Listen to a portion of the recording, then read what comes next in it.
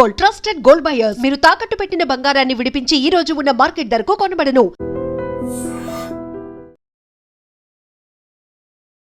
Hello views, welcome to iDream media.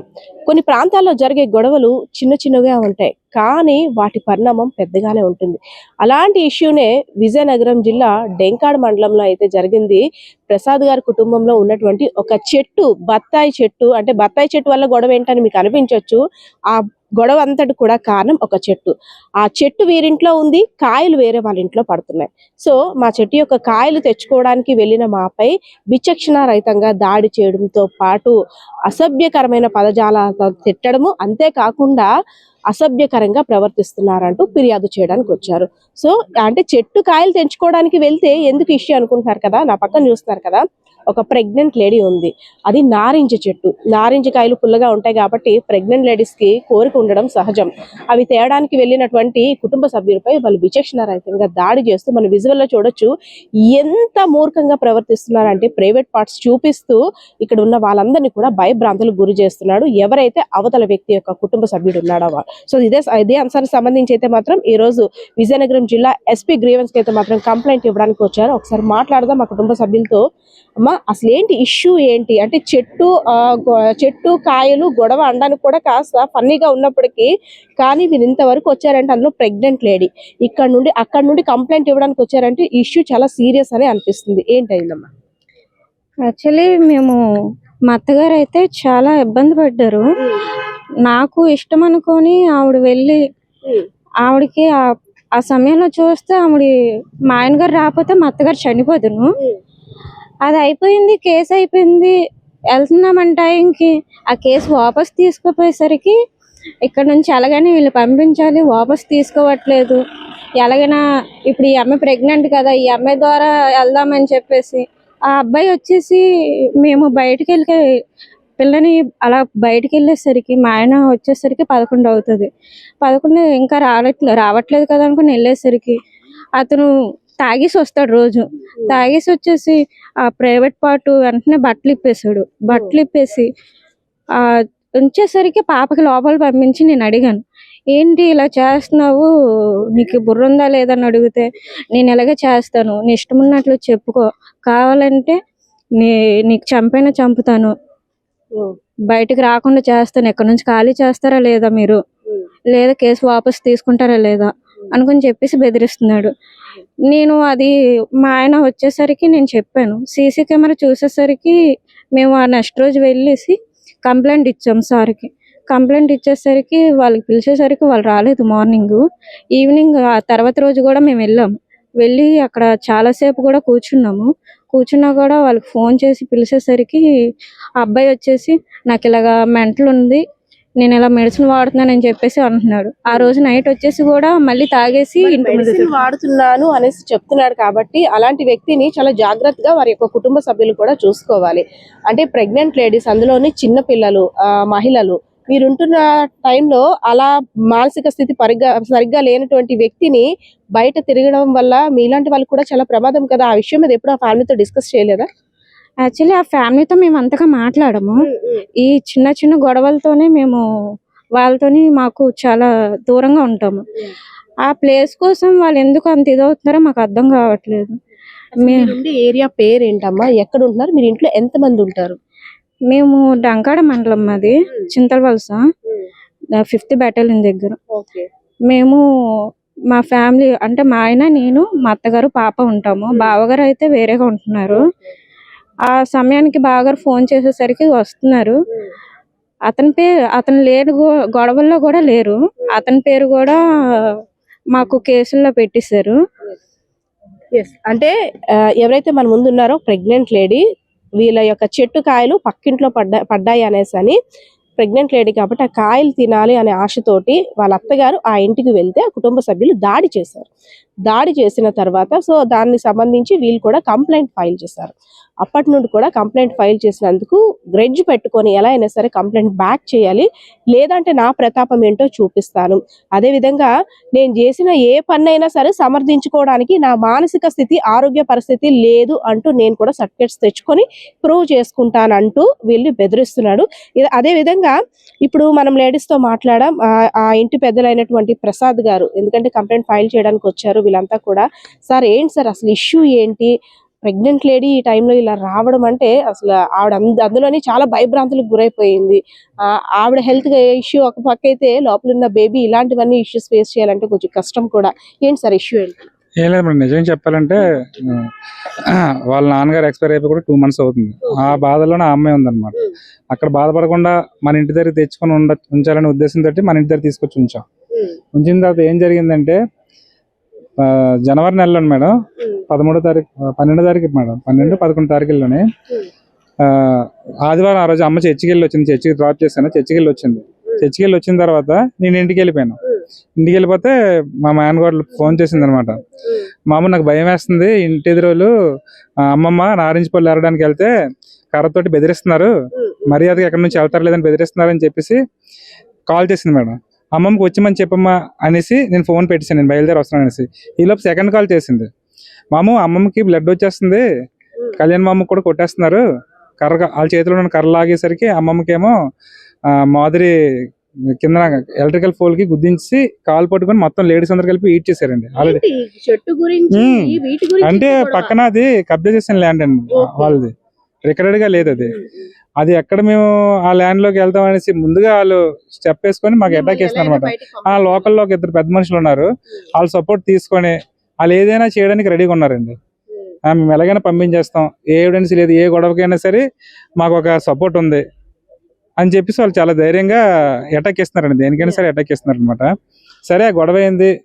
అమ్మ చాలా రక్తమడుగులో పడి ఉందండి. పడి ఉంటే పెద్ద మనుషులు వచ్చారు, ఎవరు కూడా కనీసం హాస్పిటల్ తీసుకెళ్ళలేదు, 108 కూడా కాల్ చేయలేదు. నేను వచ్చి 108 కాల్ చేసి ఆన్లైన్ కంప్లైంట్ ఇచ్చానండి.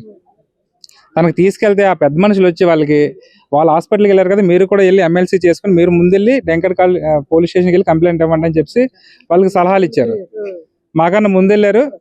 ఇక్కడ మమ్మీకి అక్కడ ట్రీట్మెంట్ జరుగుతుంటే వాళ్ళు వచ్చారు హాస్పిటల్కి, వాళ్ళు యాక్సెప్ట్ చేయలేదు డాక్టర్. స్టేషన్ నుంచి మీరు మెమో తెచ్చుకుంటే నేను ఎమ్మెల్సీ ఇస్తానని చెప్పి అన్నారు. అది జరిగింది, కేసు నడుస్తున్నట్టు ఒక 4 days బ్యాక్ అండి. ఆ అబ్బాయి మాధురి అనే అమ్మాయి ఉంది కదా, అమ్మకి అటాక్ చేసిన అమ్మాయి, వాళ్ళ అన్నయ్య పృథ్వీ కుమార్ అనమాట. ఇంటికి వచ్చి మేము ఇంటికి వచ్చేసరికి 11 అలాగ అవుద్దండి, తమ్ముడు ఇంటికి వచ్చేసరికి 11 అవుద్ది. ఇంటికి వచ్చేసరికి ఏడ్చుకొని ఉన్నారు వీళ్ళు. ఏడ్ జరిగిందమ్మంటే ఇలాగా ప్రైవేట్ పార్ట్ తీసి బయటికి వెళ్ళగానే డోర్ తీసి వెళ్ళగానే ఎదురుగా వచ్చి నుంచొని ప్రైవేట్ పార్ట్ తీసి అసభ్యకరంగా చేస్తున్నాడు అనమాట. చేసేసరికి ఆ అమ్మాయి అడిగేసరికి నీకు చంపేస్తాను, నేను ఏం చేస్తానో నీకు తెలియదు అని చెప్పి ప్రెగ్నెంట్ లేడీ మీద కూడా వాళ్ళు కంప్లైంట్ ఎఫ్ఐఆర్ నోట్ చేశారు. వాళ్ళ మీద కూడా కంప్లైంట్ ఇచ్చారు, తన మీద నా మీద కూడా కంప్లైంట్ ఇచ్చారు. ఏడ్ చేస్తావో తెలియదు, నేను నీకు ఏడ్ చేయాలంటే చేస్తాను, మీరు భయపడవలసిన పనే లేదు, నాకైతే మాత్రం ఫుల్ ఎవిడెన్స్ ఉంది, ఫుల్ ప్రూఫ్స్ ఉన్నాయి, నేను ఏ తప్పు చేసినా నాకు ఎవరేం చేయలేరు అని చెప్పి తర్వాత రోజు కూడాను పచ్చి బూతులతోటి డిపార్ట్మెంట్ వాళ్ళకి తిట్టారు, మాకు కూడా తిట్టారండి. అది కూడా స్టేషన్లో నేను సబ్మిట్ చేసిన వీడియోస్ అన్నీ ఉన్నాయి, సీసీ ఫుటేజ్లో రికార్డింగ్ అవడం వల్ల అన్నీ ఉన్నాయి అనమాట. అన్నీ స్టేషన్కి ఒక 3 days అవుతుందండి కంప్లైంట్ ఇచ్చిన తర్వాత సిఎస్ఆర్ కంప్లైంట్ తీసుకుంటాం, ఎఫ్ఐఆర్ చేస్తామని చెప్పి పంపించారు. ఈ 3 days కూడాను రోడ్డు మీద కనిపించి నైట్ ఆ అమ్మాయి రోడ్డు మీదకి వెళ్తే ఇంకా బూతులతో మాట్లాడి చాలా అసభ్యంగా మాట్లాడుతున్నాడు. తర్వాత నాకు కూడా నువ్వు కంప్లైంట్ తీసుకోకపోతే మాత్రం వేరేలాగా ఉంటుంది, నువ్వు ఎంత ప్రయత్నించినా సరే వేస్ట్ అని చెప్పి బెదిరిస్తున్నాడు అనమాట. పాప కూడా స్కూల్ నుంచి ఈ 2 days హాలిడేస్ షాప్కి వెళ్ళినప్పుడు పాపకు కూడా కొంచెం ఇబ్బందికరంగా ప్రెజర్ పెడుతున్నాడు. అది ఇక్కడ న్యాయం జరుగుతుంది అనేసి గ్రీవెన్స్కి వచ్చాం. ఆల్రెడీ కంప్లైంట్ ఇచ్చాం, ఇక్కడ కూడా కంప్లైంట్ ఇస్తే కొంచెం మాకు స్పీడ్గా యాక్షన్ తీసుకుంటారనేసి ఎస్పీ ఆఫీస్కి వచ్చాం. అంటే పెద్ద వాళ్ళ మధ్య ఎన్నైనా గొడవలు ఉండొచ్చు, లీగల్ ఇష్యూస్ ఉండొచ్చు, లేదంటే ఇతరత్ర కారణాలు వచ్చు. దానికి పోలీస్ స్టేషన్కి వెళ్ళి సెటిల్ చేసుకోవచ్చు, లేదంటే పోలీస్ స్టేషన్కి వెళ్ళి కేసులు ఫైల్ చేసుకోవచ్చు, లేదంటే కోర్టు ద్వారా కూడా వారి న్యాయం జరగడానికి పోరాడవచ్చు. కానీ అభం శుభం తెలియని చిన్న పిల్లలు, అదే విధంగా ప్రెగ్నెంట్ లేడీస్ మీద కూడా ఇలా పైశాచికంగా ప్రైవేట్ పార్ట్స్ చూపించడమే కాకుండా నీ బిడ్డని నిన్ను కూడా ఏదో ఒకటి చేస్తాను, నీ కడుపుతో ఉన్నావు కదా, అసలు బేబీ పరిస్థితి ఏంటి, ఏదో తనేదో ఓన్ లాగా మాట్లాడడం కొంత ఇబ్బందికరంగా ఎవరైతే ప్రెగ్నెంట్ లేడీ ఉన్నారో ఆమె ఫీల్ అవ్వడం. సో అమ్మ అసలు ఏమైంది, నువ్వు కూడా ఇందులో బాధితురాలవే, అసలు ఏమైంది? మా అమ్మమ్మ ఏమో పక్కన నారింజ కాయలు పడిపోయాయి అనుకొని తీసి వెళ్ళడానికి వెళ్తే వాళ్ళు కర్రలు పట్టుకొని కొట్టడం స్టార్ట్ చేశారు. స్టార్ట్ చేస్తే నేను మాయకి ఒకసారి ఫోన్ చేశాను. ఫోన్ చేస్తే వచ్చిమన్నారు. నెక్స్ట్ ఇంకోసారి ఫోన్ చేస్తే బ్లడ్ వచ్చేస్తుంది. నేను ఫోన్ చేస్తే మాయ అదంతా అయిపోయిన తర్వాత వచ్చారు. వస్తే మళ్ళీ చిన్నది గొడవ లాంటిది తిట్టడం గట్టా చేశారు. నిన్ను కూడా నేను లోపల ఉన్నాను. మీరు బయటకు వచ్చేటప్పుడు ఆ అంకుల్ ఎవరైతే ఉన్నారో ఆయన ఎలా ప్రవర్తిస్తున్నాడు? ఆయన షర్టు గట్టా ఇప్పేసి ప్రైవేట్ పార్ట్స్ కూడా చూపిస్తున్నాడు. మరి నువ్వు చెప్పావా అమ్మ వాళ్ళకి ఇలా జరుగుతుంది అనేసి అని, అమ్మమ్మ వాళ్ళకి ఇలా చూపిస్తున్నాడు, ఇలాగా అసహ్యంగా బిహేవ్ చేస్తున్నాడు అనేసి అని?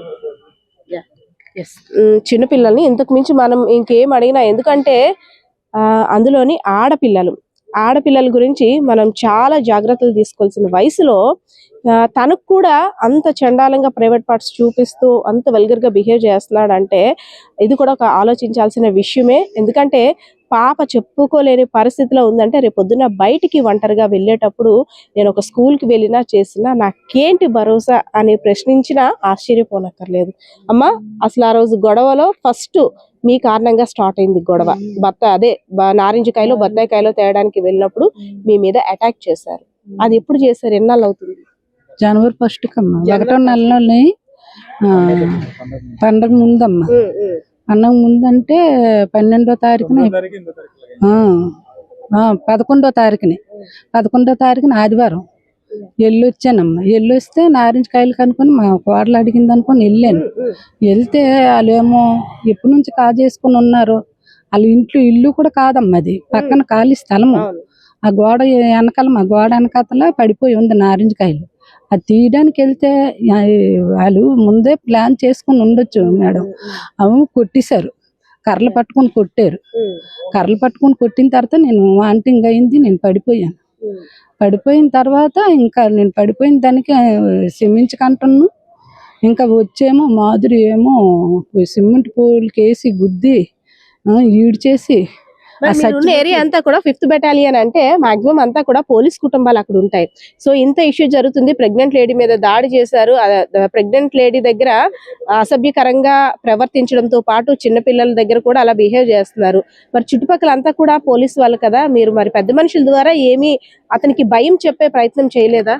అందరూ మేడం, అందరూ అయిపోయింది కదా, అయిపోయింది లోన్ అయిపోయింది, అది ఏది కొట్టేశారు. మరి ఏంది కొట్టాలని కొట్టలేదు కదా, మీరు రాజీ పడిపోండి, ఎంతో కొంత తీసుకోండి అమౌంట్ అనుకొని చెప్తున్నారు మేడం. గొడవ నైట్ కూడా చింపేశారు, నా బట్టలు కూడా చింపేశారు.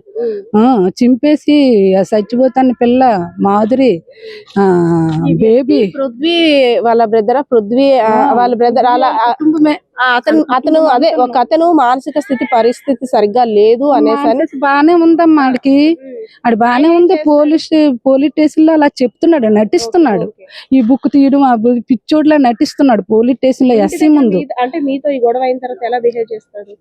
ఆడు ఒక ఇదిలాగా అసహ్యంగా చేస్తున్నాడు అమ్మాడు. చిన్నపిల్లలు కాదు, పెద్దోళ్ళు కాదు, ఎవ్వరు చూస్తా లేదు. ఆడు ఇష్టం వచ్చినట్టు ప్రవర్తిస్తున్నాడు. ఆడు ఇంటి మీద రాళ్ళు వేసడం, లేకపోతే పాసులకి వెళ్ళడం, తాగిన బాటిల్ వేసరడం అలా చేస్తున్నాడు మేడం. భయపడే మేడం దగ్గరికి వచ్చాము. తమ కుటుంబానికి ఎలాగైనా రక్షణ కల్పించాలి. అదే విధంగా ప్రెగ్నెంట్ గా ఉన్నటువంటి ఆమె పరిస్థితి కూడా పోలీసులు కాస్త ఆలోచించండి. ఎందుకంటే బికాస్ ఆఫ్ డెలివరీ టైం కూడా దగ్గర పడుతుంది. మానసిక పరిస్థితి సరిగ్గా లేదు అంటూ చెప్పుకొస్తున్న ఆ వ్యక్తి కారణంగా రేపు పొద్దున ఆమె కడుపులో ఉన్న బిడ్డకి, అదే విధంగా చిన్నపిల్ల అయినటువంటి ఆ అమ్మాయికి జరగరాంది ఏదైనా జరిగితే ఎవరిది రెస్పాన్సిబిలిటీ? కాబట్టి పోలీసులు తప్పకుండా మాకు రక్షణ కల్పించాలి. అదే విధంగా అనుచితంగా ప్రవర్తిస్తున్న ఆ వ్యక్తిపై మాత్రం చర్యలు తప్పకుండా తీసుకోవాలి. అంతే కాకుండా అతనికి ఏదైనా ఒక ట్రీట్మెంట్ అవసరమైతే హాస్పిటల్లోనో లేదంటే వేరే కుటుంబ సభ్యుల దగ్గర ఉంచాలి, కానీ ఇలా వీధుల్లోకి ఆయన్ని వదలడం వల్ల ఎంత ప్రమాదకంగా పరిస్థితులు ఎదురవుతాయో కూడా భయభ్రాంతులకు గురవుతున్నాం అనే పరిస్థితి కూడా కనిపిస్తుంది వారి మాటల్లో వింటుంటే. సో పరిస్థితి అయితే ఇది. దీనికి సంబంధించి పోలీసులు కూడా చర్యలు తీసుకోవాలని వేడుకుంటున్న పరిస్థితి ఈ కుటుంబాల్లో అయితే కనిపిస్తుంది. కెమెరా పర్సన్ బాలకృష్ణతో పద్మ, ఐడ్రీ మీడియా, విజయనగరం.